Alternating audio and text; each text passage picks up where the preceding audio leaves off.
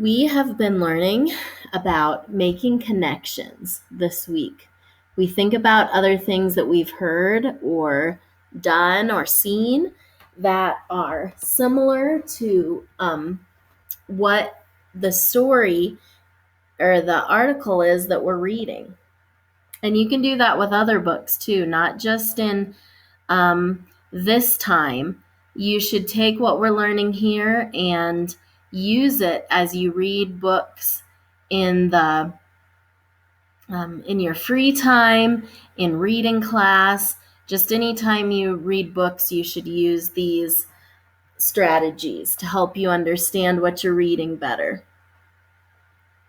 The directions at the top of this page says, think about what it would be like if you could not see or hear. You're going to read about a real person, and it's a woman named Helen Keller who could not hear or see, and her teacher, Annie Sullivan, who made it possible for Helen to learn and later to show and tell people around the world what handicapped people do. Maybe you know somebody that can't see or hear.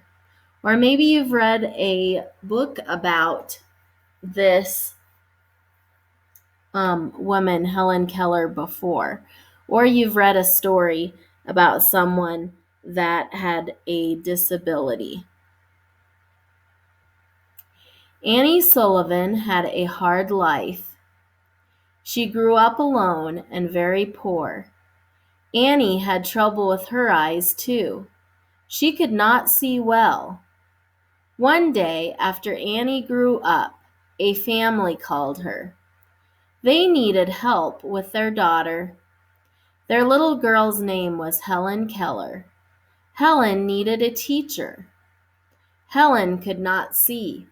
She could not hear either. She felt scared and alone. Annie wanted to help Helen. She wanted to be able to talk to her. Annie tried to teach Helen sign language, a way to make words with your hands. But Helen did not understand what Annie tried to teach her. One day, by the outside water pump, Annie had an idea. She held one of Helen's hands in the water. Then Annie traced W-A-T-E-R on Helen's other hand, again and again and again. At last, Helen understood. She learned that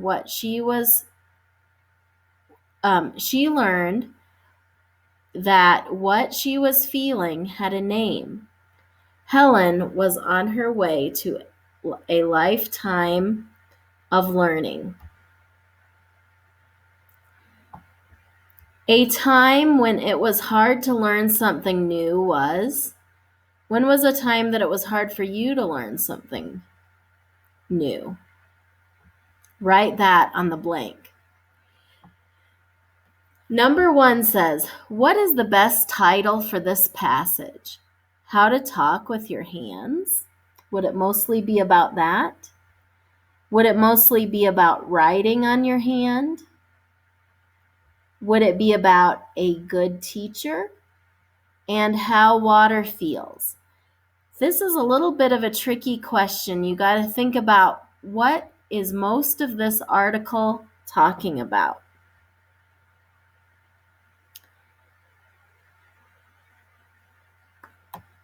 If you come back and look, you can see that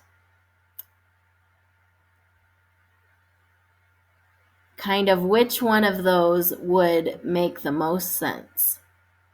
Number 2 says, where does Helen learn her first word? Near a river, in a kitchen, in a bathtub, by a water pump.